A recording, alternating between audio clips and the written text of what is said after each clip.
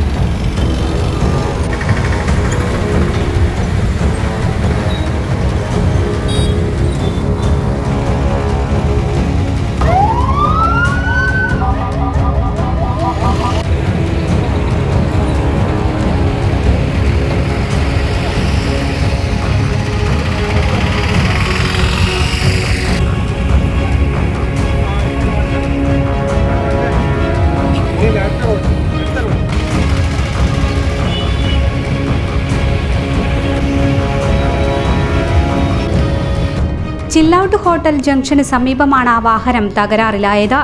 ഇതോടെ എല്ലാ ദിശയിൽ നിന്നുമുള്ള വാഹനങ്ങൾ ഇവിടെ കുരുക്കിൽപ്പെട്ടു. ഇരുവശത്തേക്കും വാഹനം കടന്നുപോകാൻ കഴിയാതെ വന്നതോടെ റോഡ് സേഫ്റ്റി പോലീസ് എത്തി ഒരു വശം നിയന്ത്രിച്ച് വാഹനങ്ങൾ കടത്തിവിടുകയാണ് ചെയ്തത്.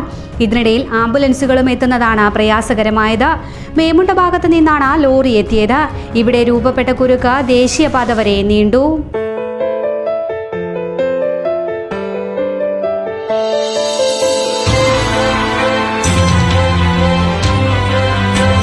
White Raylights and Interior.